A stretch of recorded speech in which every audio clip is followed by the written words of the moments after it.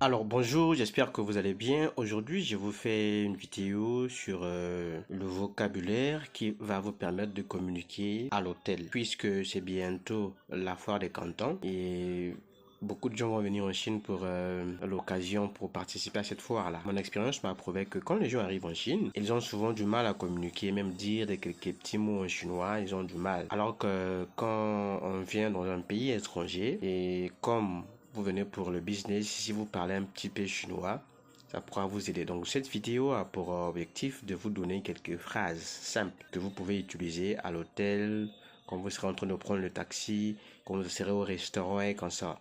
Prenez votre stylo, prenez votre place, prenez votre bloc-notes et puis écoutez minutieusement, répétez ma prononciation. Si vous avez des questions à poser par rapport à ça, n'hésitez pas à me les poser. Ceux qui ne savent pas de quoi il s'agit quand on parle de la foire de Canton, il y a une vidéo que j'ai faite sur la chaîne sur cet événement-là. Alors aujourd'hui, on va apprendre des phrases que vous pouvez utiliser directement à l'hôtel. Quand vous arrivez à l'hôtel, très souvent vous allez dire je veux prendre une chambre. En chinois, ça se dit 我要登记入住。我要登记入住. Répétez après moi, posez des questions. Je vous répondrai les minutes qui suivent. Je vous dis souvent que lorsqu'on apprend une langue étrangère, il faut commencer par les choses que vous pouvez utiliser directement. Les phrases que le natif eux-mêmes utilisent. Les phrases qui vont vous permettre de débloquer des situations. Donc ça, ce sont des phrases très pratiques utilisées par les natifs eux-mêmes. Alors quand vous prenez la chambre, vous pouvez aussi poser par la même occasion la question de savoir si le petit déjeuner est inclus. Comment ça se dit en chinois? En chinois, ça se dit 包含早餐吗？包含早餐吗？ Écoutez minutieusement ma prononciation, imitez, mettez la pause.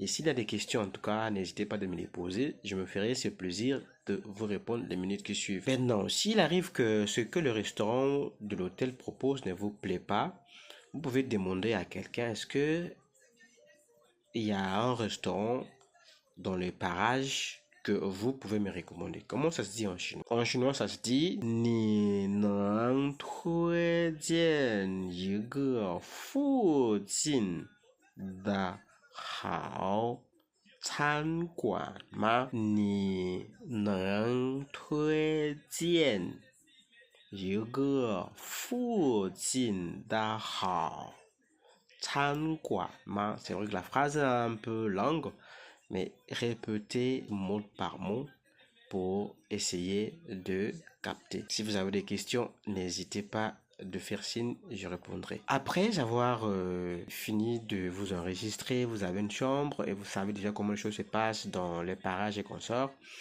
Maintenant, si vous allez sortir pour un petit tour, vous pouvez demander au gérant ou à la gérante de l'hôtel de vous aider à appeler un taxi. Comment on dit en chinois?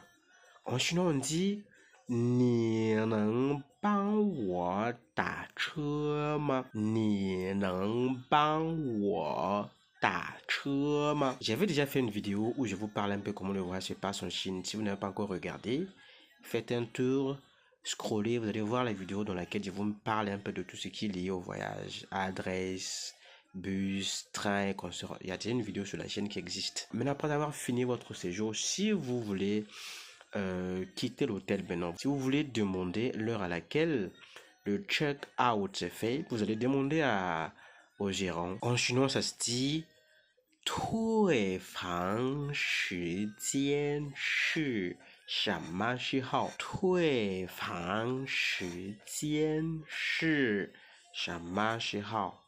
退房 c'est le check-out, c'est-à-dire le séjour est fini à l'hôtel et vous voulez partir. 时间，时间 c'est le temps. 什么时候 c'est quand, à quelle heure. Là aussi, j'avais déjà fait une vidéo. Si vous n'avez pas encore regardé, faites un tour, ça pourra vous aider. Donc voilà un peu ce que je tenais à partager dans cet épisode. J'espère que celui-ci a encore été utile. Si vous avez des questions liées à ça, faites signe. Si vous voulez venir en Chine pour les études, pour le business, pour des voyages personnels et que vous avez besoin d'accompagnement, faites-nous signe. On sera là pour vous accompagner. Et si vous voulez aussi apprendre le chinois en privé avec moi, Faites-moi signe, je vous répondrai les minutes qui suivent. Je vous dis souvent aussi que quand on apprend une nouvelle langue, il faut avoir un objectif précis. Pourquoi vous apprenez cette langue-là? Ne voyez pas aujourd'hui, imaginez-vous dans l'avenir, imaginez toutes les opportunités qui seront les vôtres si et seulement si vous parlez chinois. N'oubliez pas que la langue chinoise, c'est la langue de l'avenir. La Chine, elle est partout aujourd'hui. Si vous ne venez pas en Chine, la Chine viendra chez vous. Ce n'est pas déjà le cas. Bon courage, bon courage. 再见，再见。